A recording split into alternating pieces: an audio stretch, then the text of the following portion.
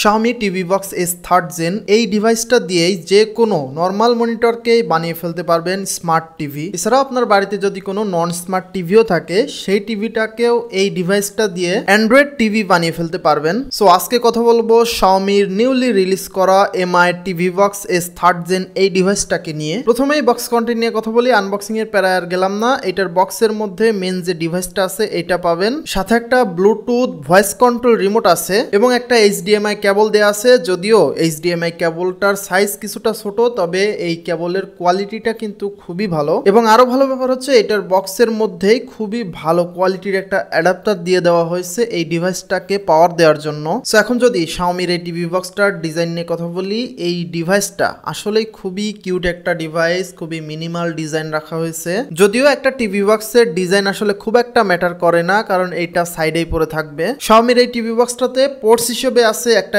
USB ports, একটা HDMI ports এবং একটা পাওয়ার পোর্টস। তবে এবার Xiaomiর এই টিভি বক্সটাতে সাউন্ডের জন্য আলাদাভাবে কোনো পোর্টস দেওয়া হয় নাই। সো আপনারা যদি এই টিভি বক্সটাকে মনিটরের সাথে ইউজ করতে চান এবং আপনাদের মনিটরে যদি কোনো স্পিকার না থাকে, সেই ক্ষেত্রে এইটার সাথে ব্লুটুথ স্পিকার ইউজ করা লাগবে। আচ্ছা, এই টিভি বক্সটার ইনস্টলেশন প্রসেসটা আমি আর আলাদাভাবে দেখাইলাম না, কারণ এটা খুবই ইজি একটা কাজ, আপনারা বাসাতে নিজেরাই করে ফেলতে পারবেন। এখন এই Xiaomi TV box S third gen এর ফিচার নিয়ে যদি কথা বলি, তাহলে এইটার যে আগের জেনারেশনটা আছে, মানে এটার যে সেকেন্ড জেনারেশন আছে, ওইটার থেকে বেশ কিছু ইমপ্রুভমেন্ট করা হয়েছে। এই টিভি বক্সটাতে অপারেটিং সিস্টেম হিসেবে দেওয়া আছে গুগল টিভি অপারেটিং সিস্টেম, যেটা অ্যান্ড্রয়েড এর উপরে রান করবে। Xiaomiর এই টিভি বক্সটাতে আপ টু 4K 60 FPS মানে আলট্রা এইচডি ভিডিও সাপোর্ট করবে। সেই সাথে HDR10+ এর সাপোর্টও আছে, ডলবি ভিশনের সাপোর্টও আছে এবং বেটার কোয়ালিটির অডিওর জন্য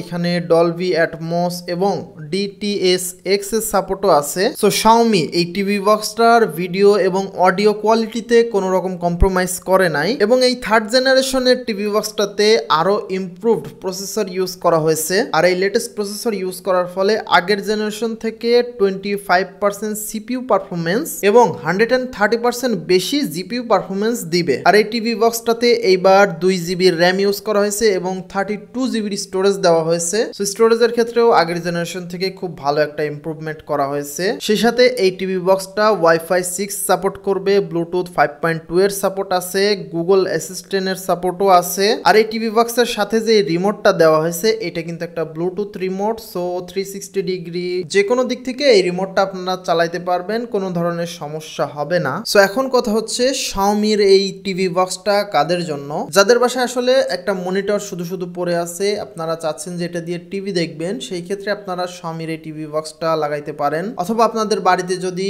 কোনো নন স্মার্ট টিভি থাকে, সেই ক্ষেত্রে ওইটাকেও আপনারা এই ডিভাইসটা দিয়ে মানে Xiaomiর এই টিভি বক্সটা দিয়ে স্মার্ট টিভি বা অ্যান্ড্রয়েড টিভি বানাই ফেলতে পারবেন। তবে Xiaomiর এই টিভি বক্সটার দাম কিন্তু বেশ ভালোই। বাংলাদেশের মার্কেটে মোটামুটি নর্মালি চাইনিজ ব্র্যান্ডগুলার 3000 টাকার মধ্যেই ভালো ভালো টিভি বক্সগুলো অনায়াসেই পাওয়া যায়। সেইখানে এই Xiaomiর টিভি বক্সটার দাম 7500 টাকা 6 মাসের ওয়ারেন্টি সহ। এখন বাজেট নিয়ে যাদের আসলে কোনো সমস্যা নাই, আপনার একটা ভালো কোয়ালিটির টিভি বক্স লাগবে, সেই ক্ষেত্রে আপনারা Xiaomiর এই টিভি বক্সটা চোখ বন্ধ করে নিয়ে নিতে পারেন। সো আশা করি Xiaomiর এই টিভি বক্সটাকে নিয়ে আর বেশি কিছু বলার প্রয়োজন হবে না। তারপরেও যদি এই টিভি বক্সটার বিষয়ে আপনাদের আরো কোনো প্রশ্ন থেকে থাকে, অবশ্যই সেটা কমেন্ট করে জানাবেন, আমি উত্তর দিয়ে দেওয়ার চেষ্টা করবো ইনশাল্লাহ। সো আজকের ভিডিও এখানে শেষ করছি, দেখা হবে আবারও অন্য কোনো ভিডিওতে। সবাই ভালো থাকবেন, আসসালামু আলাইকুম।